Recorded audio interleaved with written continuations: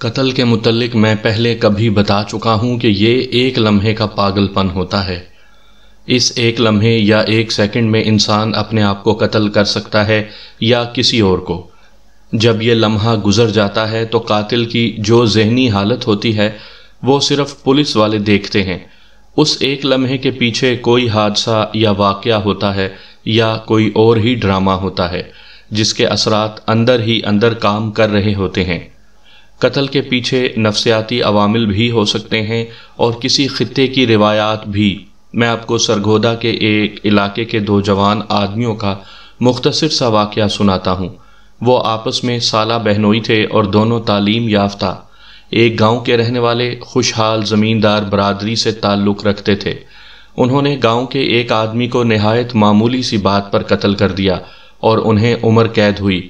انہوں نے قتل کی وجہ یہ بیان کی کہ ان کی برادری کے دو بھائیوں نے گاؤں کے ایک آدمی کو قتل کیا تھا اور انہیں عمر قید ہوئی تھی۔ ان کے گھر والے گاؤں میں ڈینگے مارتے پھرتے تھے کہ ان کے لڑکوں نے ایک آدمی کو قتل کیا ہے۔ اسے وہ ایسا کارنامہ کہتے تھے جو اور کوئی نہیں کر سکتا تھا۔ میں جس سالے بہنوئی کی بات سنا رہا ہوں وہ ان کی ڈینگے برداشت نہ کر سکے، حالانکہ مقتول کے ساتھ ان کا کوئی تعلق نہیں تھا۔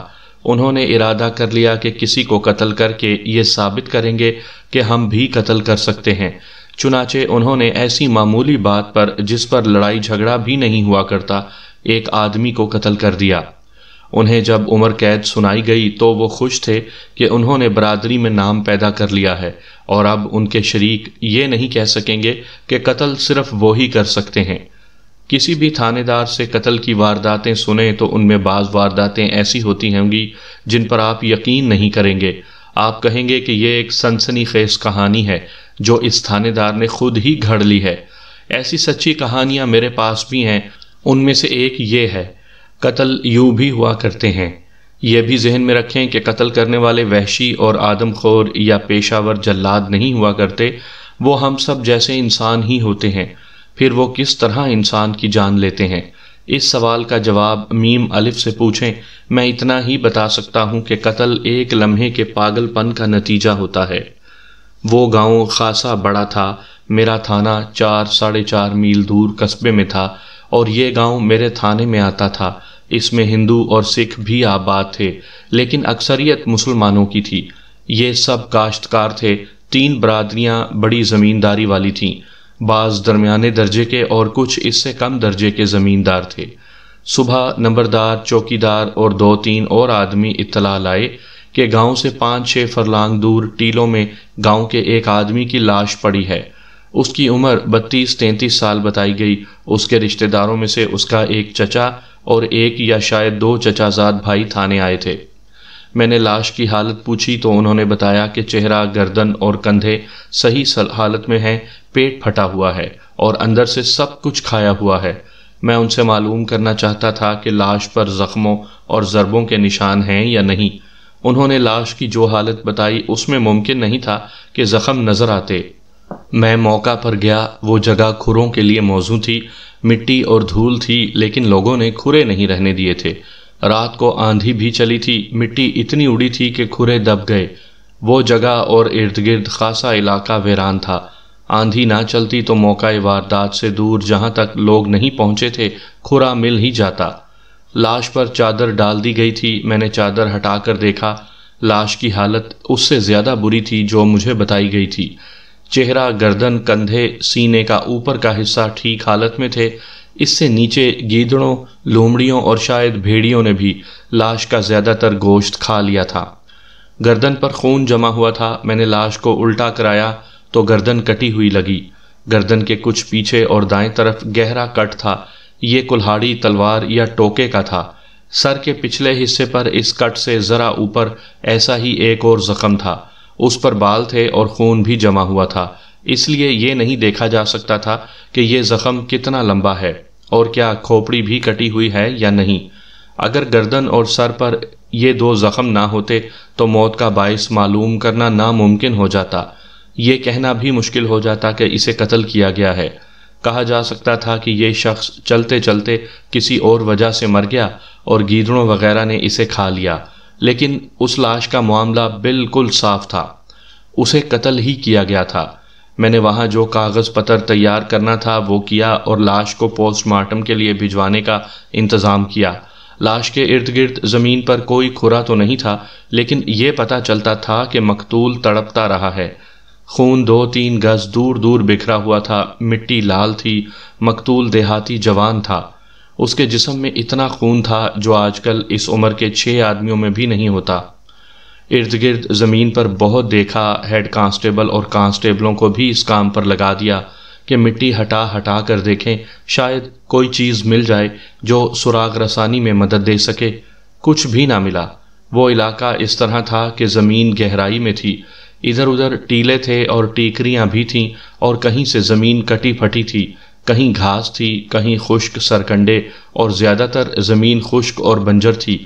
اس میں سے تنگ سا راستہ گزرتا تھا۔ ایک طرف موقع واردات سے تقریباً 150 گز دور برساتی نالا تھا، اس میں کہیں کہیں رکا ہوا پانی بھی تھا۔ میں نے وہاں جا کر بھی دیکھا، قاتل نے آلہ قتل اس پانی میں دھویا ہوگا۔ میں اس امید پر وہاں گیا تھا کہ شاید کوئی نشان یا کھرا مل جائے، لیکن وہاں بھی کچھ نہ ملا۔ میں گاؤں چلا گیا۔ نمبردار نے بڑی تیزی سے چوپال میں پلنگ رکھوایا، چھوٹی سی میز اور 2-3 کرسیاں بھی لے آیا۔ میں نے مقتول کے باپ اور بھائیوں کو بلانا تھا، لیکن مجھے بتایا گیا کہ اس کی اکیلی ذات تھی۔ ماں باپ مر چکے تھے، 2 بڑے بھائی تھے، دونوں مر گئے تھے، وہ اکیلا رہ گیا تھا۔ اس کا ایک چچا اور اس کے 2 یا 3 بیٹے تھے۔ میں نے نمبردار کو اپنے پاس بٹھا کر پوچھا کہ مقتول کی کسی کے ساتھ کوئی خاندانی دشمنی تھی؟ سامعین کرام، آپ سن رہے ہیں انسپکٹر احمد یار خان مرحوم کی تفتیشی کہانیوں کے سلسلے میں ایک اردو کہانی قتل ایسے بھی ہوتے ہیں۔ یہ اس سلسلے کی پہلی قسط ہے۔ مجھے امید ہے آپ کو میری یہ کاوش پسند آئے گی۔ خاندانی دشمنی تو نہیں تھی، خاندانی جھگڑا تھا، نمبردار نے جواب دیا۔ مقتول کے اپنے چچا کے ساتھ زمینیں مشترک تھیں، 1 سال ہوا ان میں تقسیم ہوئی تھی۔ مقتول کو شکایت تھی کہ چچا نے اس کا کچھ حصہ مار لیا ہے، اس پر ان کا جھگڑا رہتا تھا۔ ان کی آپس میں کبھی لڑائی ہوئی تھی؟ زبانی، نمبردار نے جواب دیا۔ لڑائی نہایت معمولی سی ہوئی تھی، ویسے ہی ہاتھا پائی سمجھ لیں۔ مقتول اکیلا تھا، اس کا ساتھ دینے والا کوئی نہیں تھا۔ دوسری طرف چچا اور اس کے 3 بیٹے تھے، مقتول ان کا مقابلہ نہیں کر سکتا تھا۔ کیا ایسا ہو سکتا ہے کہ مقتول نے ان لوگوں کے ساتھ پھر جھگڑا مول لے لیا ہو اور انہوں نے اسے قتل کر دیا ہو؟ اگر جھگڑا ہوا ہوتا تو گاؤں میں سب کو نہیں تو کسی کو تو پتہ چلتا، نمبردار نے جواب دیا۔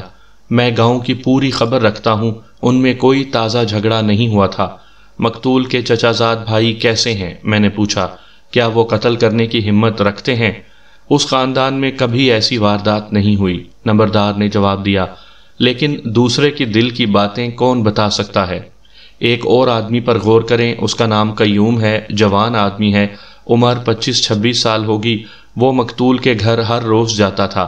اس میں کوئی شک نہیں کہ قیوم منظور یعنی مقتول کی بیوی کی خاطر اس کے گھر جاتا تھا۔ لوگ کہتے ہیں کہ قیوم کے منظور کی بیوی کے ساتھ تعلقات ہیں، اور یہ کہنے والے بھی ہیں کہ قیوم بری نیت سے منظور کے گھر نہیں جاتا۔ وہ کہتے ہیں کہ یہ منہ بولے بہن بھائی ہیں۔ مقتول کی بیوی قیوم سے 4-5 سال بڑی ہے۔ قیوم شادی شدہ ہے؟ نہیں، نمبردار نے جواب دیا۔ اس کی عمر اسی طرح گزرے گی، اسے کسی لڑکی کا رشتہ نہیں مل سکتا۔ ایک رشتہ ملا تھا، لیکن قیوم نے شادی سے انکار کر دیا تھا۔ کیوں؟ میں نے پوچھا۔ رشتہ کیوں نہیں مل سکتا؟ ظاہری طور پر تو ٹھیک رہتا ہے، نمبردار نے بتایا، لیکن اس کے دماغ میں کوئی خرابی ہے۔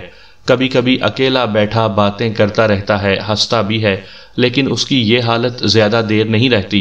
تھوڑا عرصہ گزرتا ہے تو باقاعدہ نمازی بن جاتا ہے، مسجد میں نمازیں پڑھتا ہے، اور جہاں 2-4 آدمی اکٹھے بیٹھے یا کھڑے دیکھے ان میں جا پہنچتا ہے اور مولویوں کی طرح واعظ شروع کر دیتا ہے، لوگوں کو قیامت کے حساب کتاب سے اور دوزخ سے ڈراتا ہے۔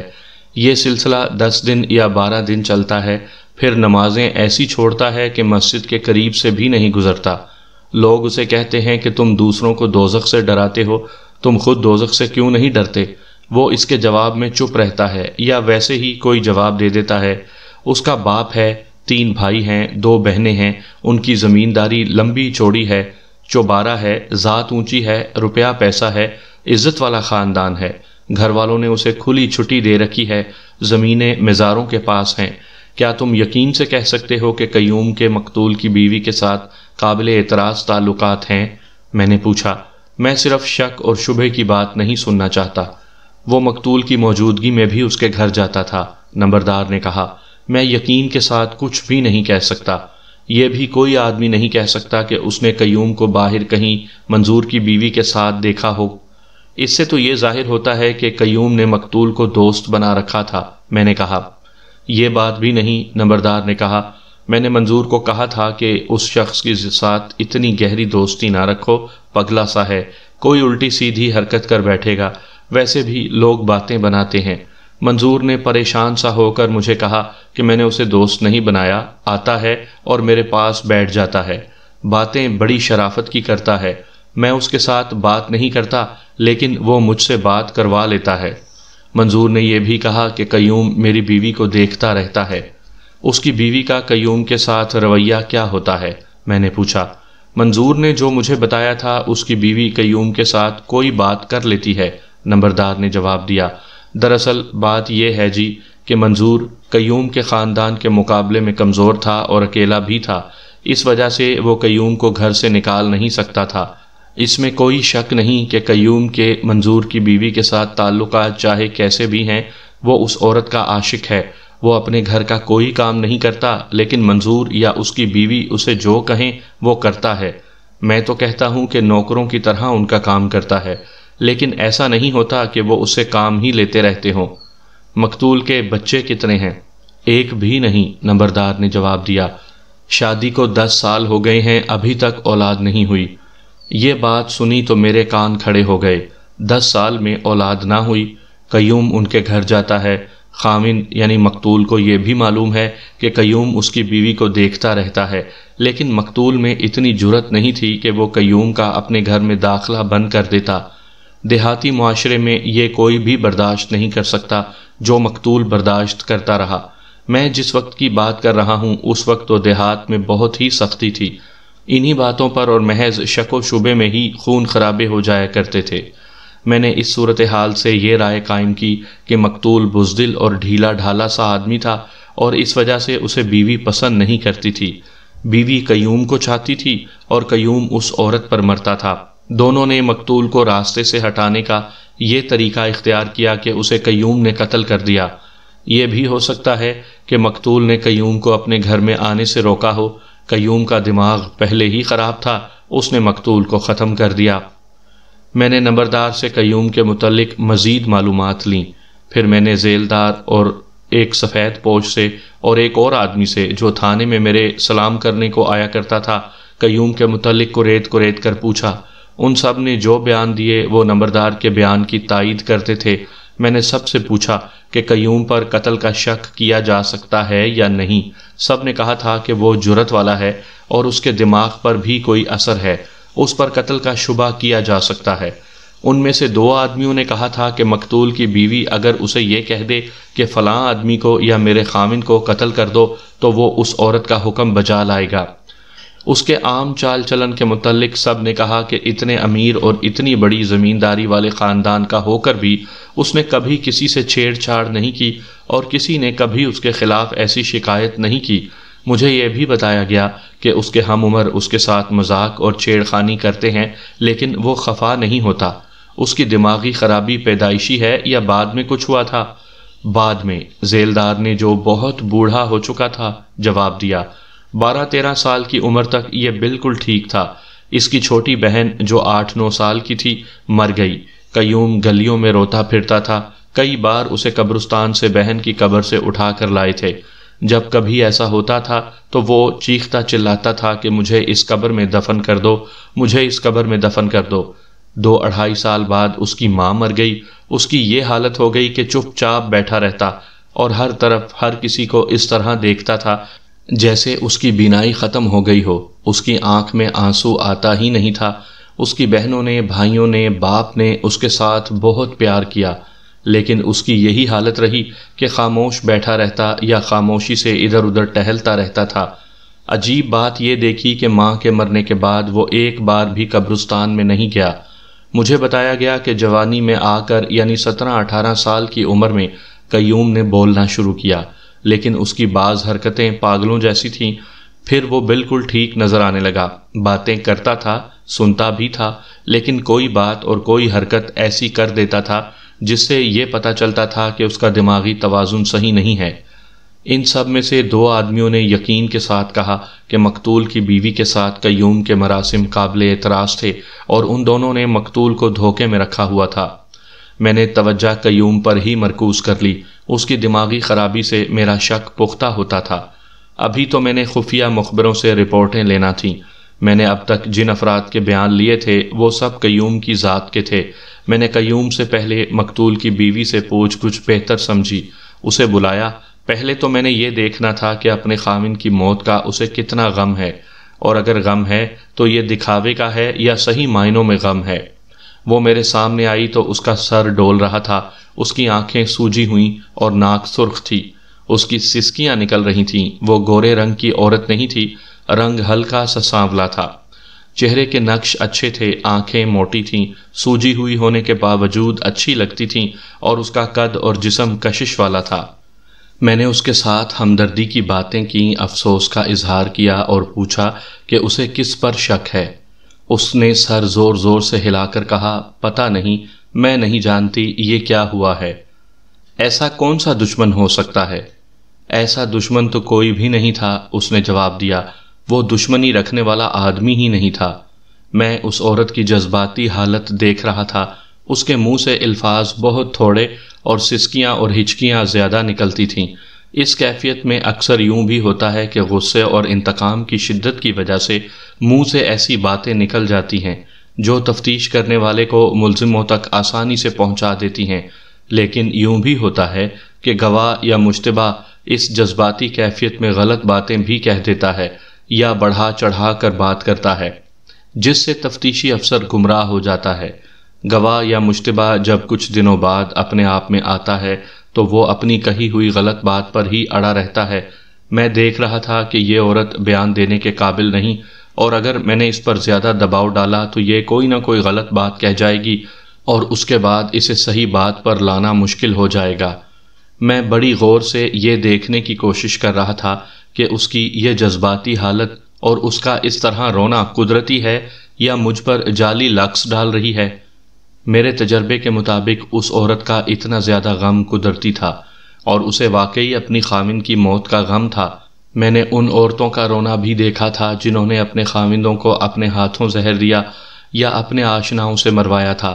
میں نے یہی بہتر سمجھا کہ اسے بعد میں شامل تفتیش کروں گا، فی الحال اس سے کچھ ابتدائی اور ضروری باتیں پوچھ لوں۔ منظور گھر سے کس وقت نکلا تھا؟ میں نے پوچھا۔ شام کو گھر سے نکلا تھا، اس نے جواب دیا۔ کچھ بتا کر نہیں گیا تھا کہ کہاں جا رہا ہے؟ نہیں، اس نے جواب دیا۔ کیا وہ شام کو اسی طرح ہر روز باہر جایا کرتا تھا؟ کبھی کبھی، اس نے جواب دیا، لیکن اس نے مجھے کبھی بتایا نہیں تھا کہ وہ کہاں جا رہا ہے۔ تمہیں معلوم تو ہوگا کہ وہ کہاں جایا کرتا تھا؟ میں نے کہا۔ دوستوں یاروں میں جا بیٹھتا ہوگا۔ وہ جوا تو نہیں کھیلتا تھا؟ نہیں، اس نے جواب دیا۔ میں یہ بتا سکتی ہوں کہ وہ جوا نہیں کھیلتا تھا، اس میں کوئی بری عادت بھی نہیں تھی۔ آمنہ، میں نے اسے کہا، تمہارا خاوند قتل ہو گیا ہے اور یہ میرا فرض ہے کہ میں قاتل کو پکڑوں۔ میری جتنی مدد تم کر سکتی ہو اتنی اور کوئی نہیں کر سکتا۔ اگر تم نہیں چاہتی کہ قاتل پکڑا جائے تو اس کا مطلب یہ نہیں ہوگا کہ میں اپنے فرض کو بھول جاؤں گا۔ میں نے تو ہر قیمت پر قاتل کو پکڑنا ہے۔ اگر تمہارے پاس کوئی راز کی بات ہے تو وہ بھی بتا دو۔ اگر یہ بات مجھے کسی دوسرے سے معلوم ہوئی تو تم پھنس جاؤ گی۔ اس وقت کچھ بتا دو گی تو میں پردہ ڈال دوں گا۔ آج کا دن گزر گیا تو پھر میں مجبور ہو جاؤں گا۔ آپ حاکم ہیں، اس نے کہا، جو چاہے کہہ سکتے ہیں، میں آپ کو ٹوک نہیں سکتی۔ یہ ضرور کہوں گی کہ آپ نے یہ غلط کہا ہے کہ میں اپنے خاوند کے قاتل کو شاید نہیں پکڑوانا چاہتی۔ میں نے آپ کو پہلے ہی کہہ دیا ہے کہ مجھے کچھ پتہ نہیں یہ کیا ہو گیا ہے، کس نے کیا ہے اور کیوں کیا ہے۔ میرا خیال ہے آمنہ، میں نے کہا، تم ابھی بیان دینے کے قابل نہیں، تمہیں بہت بڑا دکھ پہنچا ہے۔ ابھی رہنے دو، گھر جاؤ، اور خاوند بیچارے کے کفن دفن کے بعد تمہیں بلاؤں گا۔ میرا خیال ہے کہ اس وقت تم کوئی بات کہنے اور سننے کے قابل ہو جاؤ گی۔ صرف ایک بات بتا دو، کہیں ایسا تو نہیں تھا کہ منظور نے کسی اور عورت کے ساتھ تعلقات پیدا کر لیے ہوں اور اس عورت کے رشتہ داروں نے انہیں کہیں دیکھ لیا ہو؟ نہیں، آمنہ نے جواب دیا، وہ ایسا آدمی نہیں تھا۔ کیا یہ بات تم یقین کے ساتھ کہہ سکتی ہو؟ میں اس کے ساتھ تو باہر نہیں جاتی تھی، اس نے کہا۔ اگر باہر وہ کچھ کرتا تھا تو مجھے کیسے پتہ چل سکتا تھا؟ میں اس کی عادت بتا رہی ہوں کہ وہ اس قسم کی حرکتیں کرنے والا نہیں تھا۔ میرے پوچھنے پر اس نے 3 آدمیوں کے نام بتائے جو مقتول کے گہرے دوست تھے۔ میں نے ان تینوں کو بلا لیا، ان تینوں کو اپنے سامنے اکٹھے ہی بٹھا لیا اور کہا کہ ان میں سے جو سب سے زیادہ مقتول کا گہرا دوست تھا میرے پاس بیٹھا رہے۔ تمہارا بڑا عزیز دوست قتل ہو گیا ہے، میں نے انہیں کہا۔ اگر تمہارے دل میں دوستی کا کچھ خیال ہے تو مجھے کوئی راستہ دکھاؤ تاکہ میں قاتل کو پکڑ سکوں۔ ان میں سے 2 نے ایک کی طرف دیکھا۔ دونوں نے اسے کہا کہ مقتول کا اتنا گہرا دوست تھا کہ اس کے ساتھ دل کی باتیں بھی کر لیا کرتا تھا۔ کیوں بھائی؟ میں نے اس سے پوچھا، کیا یہ ٹھیک کہتے ہیں؟ ہاں جناب، اس نے کہا، مجھ سے پوچھیں، میں جو کچھ جانتا ہوں وہ بالکل ٹھیک بتاؤں گا۔ میں نے دوسرے دونوں کو کہا کہ وہ ذرا باہر بیٹھیں۔ تمہارا بڑا پیارا دوست قتل ہو گیا ہے، میں نے کہا۔ جب تمہیں اس کے قتل کی اطلاع ملی تو تم نے یہ ضرور سوچا ہوگا کہ وہ کس وجہ سے قتل ہوا ہے اور قاتل کون ہو سکتا ہے۔ یہ تو بڑی قدرتی بات ہے جناب، اس نے کہا، لیکن مجھے کچھ سمجھ نہیں آ رہی تھی۔ منظور ایسا آدمی تھا کہ دشمنی کو دل میں دبا لیتا تھا اور کوشش کرتا تھا کہ کسی کے ساتھ لڑائی جھگڑا نہ ہو۔ تمہاری بات سے تو یہ پتہ چلتا ہے کہ اس کے کوئی دشمن تھے، میں نے کہا۔ تم بتا سکو گے کہ وہ کون ہیں؟ اتنی گہری دشمنی تو کسی کے ساتھ نہیں تھی، اس نے کہا۔ آپ بہت بڑے تھانے دار ہیں، آپ کو معلوم ہے کہ قتل انتقام کی وجہ سے کیا جاتا ہے یا کسی کے خلاف دل میں اتنی نفرت بیٹھ جائے کہ وہ برداشت سے باہر ہو جائے۔ منظور میرے ساتھ ایک ہی آدمی کی باتیں کیا کرتا تھا اور اس کے دل میں اس آدمی کی دشمنی بیٹھ گئی تھی۔ یہ اس کا چچا زاد بھائی ہے، وہ 3 بھائی ہیں، یہ درمیانہ ہے۔ اس کے ساتھ دشمنی کیا تھی؟ سب سے بڑی دشمنی تو زمینوں کی تقسیم پر شروع ہوئی تھی، اس نے بتایا۔ یہ سب جانتے ہیں کہ منظور کی زمین کا کچھ حصہ ان لوگوں نے دھاندلی سے مار لیا تھا۔ منظور نے اپنے چچا کو بتایا تھا، چچا مان گیا تھا کہ منظور ٹھیک کہتا ہے۔ اس کا بڑا چچا زاد بھائی بھی مان گیا تھا، لیکن یہ بھائی جس کا نام رشید ہے مرنے مارنے پر اتر آیا۔ وہ اپنے آپ کو بڑا ننھے خان اور روب داب والا سمجھتا ہے۔ اپنے بھائیوں پر اس کا اثر ہے۔ اس اثر کی وجہ یہ ہے کہ اس کی بات کی مخالفت کرو تو گلے پڑ جاتا ہے۔ اس نے اپنے باپ کو اور اپنے بھائیوں کو اپنے حق میں اور منظور کے خلاف کر دیا۔ منظور اپنے یہ دکھڑے مجھے سناتا رہتا تھا۔ ان کے دادا کا ایک باغ ہے جس میں سبزیاں اگاتے ہیں اور بڑی آمدنی ہو جاتی ہے۔ منظور کہتا تھا کہ یہ باغ مجھے دے دو اور اس کے بدلے جتنی زمین مانگتے ہو لے لو۔ منظور نے مجھے بتایا تھا کہ یہ باغ دراصل اس کے باپ نے بنایا اور پھیلایا تھا۔ کنواں بھی اسی نے کھدوایا تھا، رہٹ بھی اسی نے لگوایا تھا اور اس نے اس باغ پر محنت بھی کی تھی اور ذاتی خرچ کیا تھا۔ اس کی شرافت یہ تھی کہ چونکہ زمینیں ابھی مشترک چلی آ رہی تھیں، اس لیے باغ کی آمدنی منظور کے چچا کے ساتھ برابر تقسیم کر لیتا تھا۔ باپ مر گیا تو اسے منظور نے سنبھال لیا۔ رشید نے بھی باغ میں جانا شروع کر دیا اور آہستہ آہستہ باغ پر قبضہ کر لیا۔ منظور کی مجبوری یہ تھی کہ اکیلا تھا۔ اس کے بھی 2-3 بھائی ہوتے تو کوئی اس کا حق مارنے کی جرت نہ کرتا۔ یہ بیچارہ چپ کر کے باغ سے الگ ہو گیا۔ رشید اپنے آپ کو بدماش سمجھتا تھا۔ باغ پر تو اس نے قبضہ کر لیا تھا، لیکن منظور کو اس نے تانے کے لہجے میں کئی بار کہا کہ یہ باغ اس کی ذاتی ملکیت ہے۔ وہ منظور کو اسی طرح جلاتا رہتا تھا۔ مقتول کا یہ دوست خاصا عقل مند تھا اور پوری خود اعتمادی سے بات کرتا تھا۔ یہ بڑے زمیندار خاندان کا جوان آدمی تھا۔ مجھے امید سی نظر آئی کہ یہ شخص کوئی نہ کوئی سراغ نکال دے گا۔ میں یہ سوچ رہا تھا کہ مظلوم تو مقتول تھا، حق اس کا مارا گیا تھا اور یہ برداشت کر کے الگ بیٹھ گیا تھا، پھر یہ قتل کیوں ہو گیا؟ اگر دشمنی زمین کی تقسیم پر ہی تھی تو قتل رشید کو اور قاتل منظور کو ہونا چاہیے تھا۔ میں نے اپنا یہ خیال منظور کے اس دوست کو بتایا۔ جناب، اس نے کہا، خدا کی باتیں تو خدا ہی جانتا ہے۔ میں آپ کو یہ بتا رہا ہوں کہ اس کی کوئی اگر عداوت تھی تو وہ کس کے ساتھ تھی اور کس وجہ سے تھی۔ آپ پولیس کے حاکم ہیں، جو عقل آپ میں ہے وہ مجھ میں نہیں ہو سکتی۔ میں آپ کو تھوڑی سی روشنی دکھا رہا ہوں۔ میں آپ کو بتا رہا تھا کہ رشید منظور کے ساتھ چھیڑ چھاڑ کرتا رہتا تھا۔ 2-3 دفعہ منظور ذرا سیدھا ہوا۔ اس نے رشید سے کہا کہ میں خاندان کی عزت کی خاطر چپ رہتا ہوں، اگر تم نے زبان بند نہ کی تو میں تمہاری زبان بند کر کے دکھا دوں گا۔ ان دونوں میں لڑائی ہوتے ہوتے رہ گئی۔ میں نے ایک بار رشید کے ساتھ یہی بات کی تھی کہ منظور تمہاری ہر اونچ نیچ برداشت کرتا ہے اور تم اس کا ذرا سا بھی خیال نہیں رکھتے، تو وہ کہنے لگا کہ معلوم نہیں کیا وجہ ہے کہ منظور مجھے بہت برا لگتا ہے۔ ایک دفعہ تو میں نے منظور سے کہا تھا کہ رشید کو کہیں الگ لے جا کر اس کی مار پٹائی کرتے ہیں، لیکن منظور دشمنی کو بڑھانا نہیں چاہتا تھا۔ پھر ایک وجہ اور پیدا ہو گئی۔ برادری کے ایک خاندان نے منظور کو اپنی بیٹی کا رشتہ دے دیا۔ بات پکی ہو گئی۔ منظور نے لڑکی کے لیے انگوٹھی اور کپڑے بھی بھیج دیے تھے۔ 8-10 دنوں بعد انگوٹھی بھی واپس آ گئی، کپڑے بھی واپس آ گئے، اور ساتھ یہ جواب آیا کہ منگنی کو منسوخ سمجھا جائے۔ وہ بڑی خوبصورت لڑکی تھی۔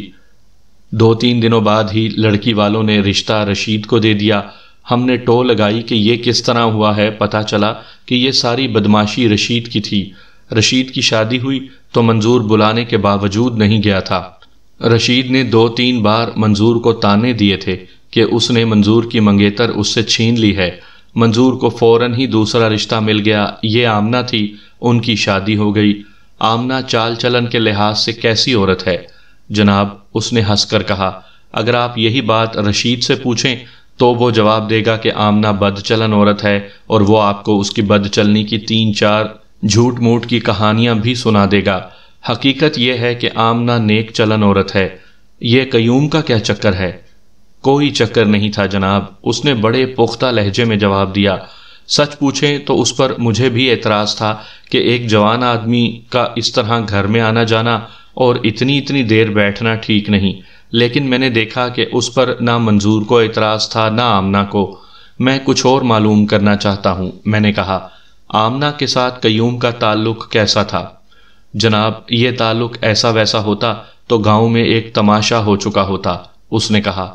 منظور شریف آدمی تھا، بغیرت تو نہیں تھا۔ خود آمنہ بڑے اچھے اخلاق کی عورت ہے۔ اس کے اخلاق کی ایک مثال آپ کو سناتا ہوں۔ 10 سال گزر گئے ہیں، آمنہ کی کوئی اولاد نہیں ہوئی۔ آپ کو معلوم ہے کہ بے اولاد عورتیں اولاد کے لیے کیا کیا جتن کرتی ہیں۔ اس نے بھی کئی مزاروں کے پھیرے کیے ہیں، پیروں فقیروں کے پاس بھی جاتی رہی ہے، خود بھی اس نے وظیفے اور چلے کیے ہیں، لیکن اس کی مراد پوری نہیں ہوئی۔ 4-5 روز پہلے کی بات ہے کہ یہ کسی کے بتانے پر گامے شاہ کے گھر چلی گئی۔ معلوم نہیں آپ جانتے ہیں یا نہیں، ہم جانتے ہیں کہ گامے شاہ اندر سے کیا ہے۔ اس کے پاس جو عورتیں جاتی ہیں وہ بھی موج میلے کی شوقین ہوتی ہیں۔ انہی عورتوں نے مشہور کر رکھا ہے کہ گامے شاہ بے اولاد عورتوں کو اولاد دیتا ہے۔ آمنہ مایوسی کی ماری ہوئی عورتوں کی باتوں میں آ گئی اور گامے شاہ کے گھر جا پہنچی۔